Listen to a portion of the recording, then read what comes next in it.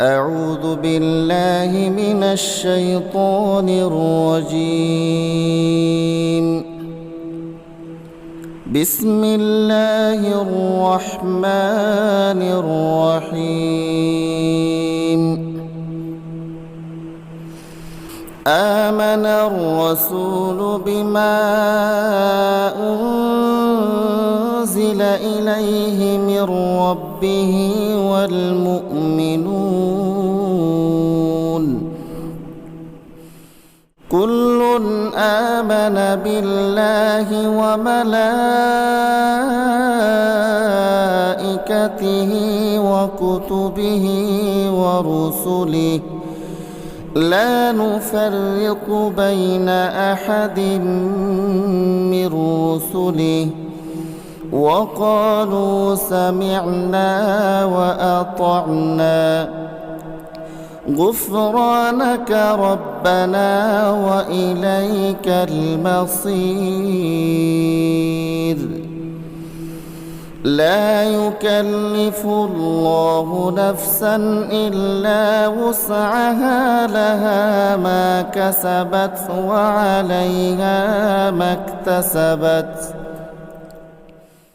ربنا لا تؤاخذنا إن نسينا أو أخطأنا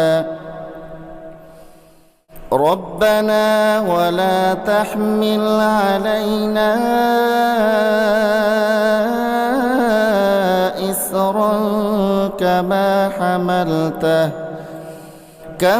حملته على الذين من قبلنا ربنا ولا تحملنا ما لا طاقة لنا به واعف عنا واغفر لنا وارحمنا أنت مولانا فانصرنا على القوم الكافرين.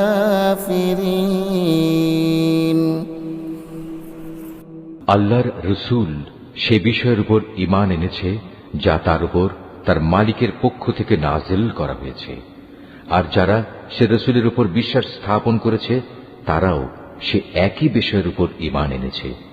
এরা সবাই ঈমান এনেছে আল্লাহর উপর, তার ফেরেশতাদের উপর, তার কিতাব সমূহের উপর, তার রসুলদের উপর। তারা বলে, আমরা তার পাঠানো নবী রসুলদের কারো মাঝে কোন রকম পার্থক্য করি না।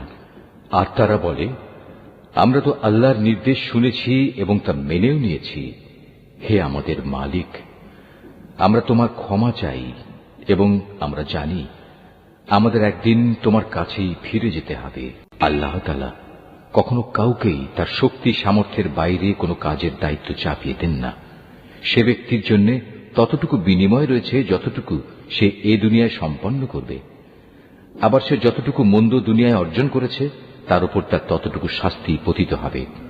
অতএব হে মুমিন ব্যক্তিরা, তোমরা এই বলে দোয়া করো, হে আমাদের মালিক, যদি আমরা কিছু ভুলে যাই, কোথাও যদি আমরা কোনো ভুল করে বসি, তার জন্য তুমি আমাদের পাকড়াও করো না।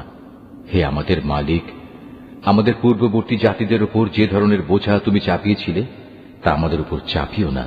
হে আমাদের মালিক, যে বোঝা বইবার সামর্থ্য আমাদের নেই তা তুমি আমাদের উপর চাপিয়ে দিও না। তুমি আমাদের উপর মেহেরবানি করো, তুমি আমাদের মাফ করে দাও, আমাদের উপর তুমি দয়া করো। তুমি আমাদের একমাত্র আশ্রয়দাতা বন্ধু।